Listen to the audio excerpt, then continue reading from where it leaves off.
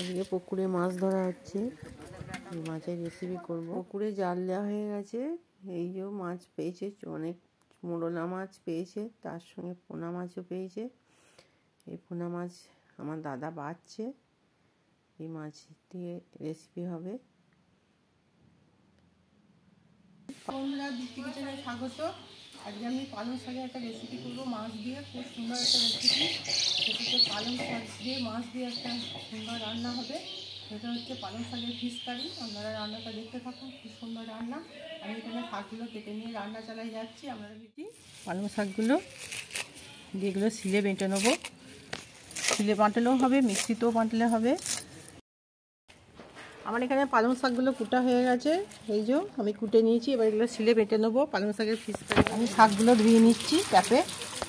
গাছে ফুল হয়েছে, গাঁদা ফুলগুলো দারুণ সুন্দর হয়েছে, দেখার মতো। একদম কত গোলাপ হয়েছে, কত ফুল হয়েছে গাছে।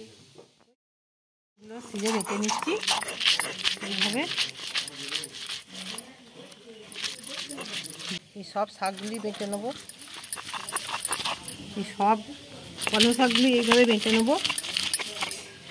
আর পুকুরে মাছ আছে, বেছে নিয়েছি, আমার দাদা বেছে দিয়েছে পুকুরে মাছ।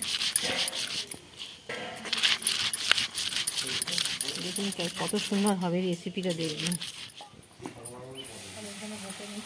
চলে যাচ্ছি আমি। এখানে কড়াইয়ে তেল দিয়ে দিচ্ছি, মাছগুলো ভেজে নেবো।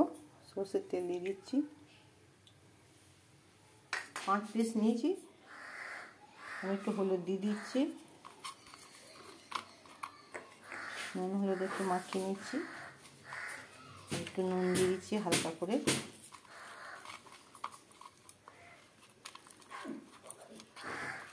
মাছের রেসিপি করবো, একটা একটা করে দিয়ে দিচ্ছি। এভাবে সব মাছগুলো ভেজে নেব।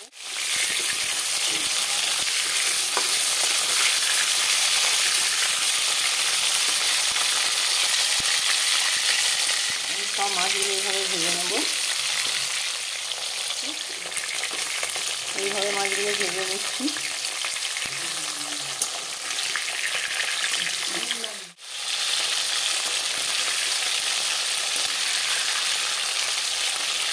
মাছগুলো তুলে নেবো পিসগুলো আস্তে আস্তে করে।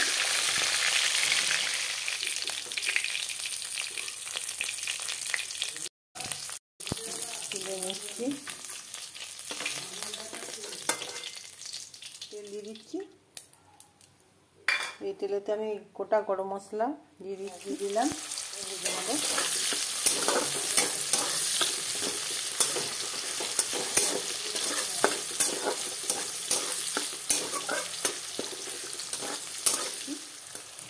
পেঁয়াজগুলো নরম হয়ে যাবে।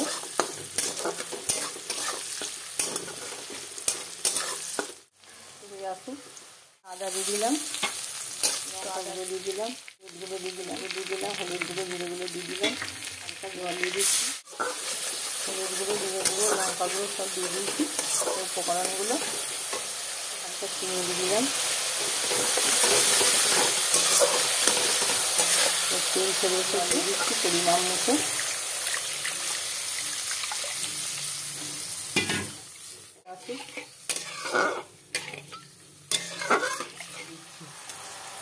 লবণ দিয়ে দিচ্ছি, লবণ আগে দিয়ে আছে মাছে, বেশি দিয়ে নিই।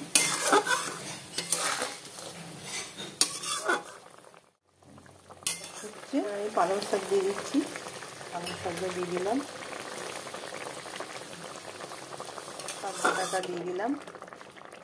পালং শাক দিয়ে মাছের ফিশ কারি হয়ে এসেছে, এবার নামিয়ে নেবো।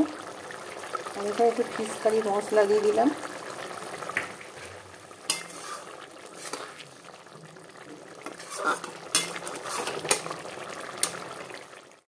শাকের ফিশ কারি হয়ে গেছে, দেখুন কত সুন্দর হয়েছে। এইভাবে আপনারা তৈরি করবেন, ভাত রুটি সবার সাথে খাওয়া যাবে। আর দীপ্তি কিচেনকে অবশ্যই লাইক শেয়ার সাবস্ক্রাইব করবেন, কমেন্ট করতে ভুলবেন না। আমি এবার নামিয়ে নেবো, গ্যাসটা বন্ধ করে দিচ্ছি।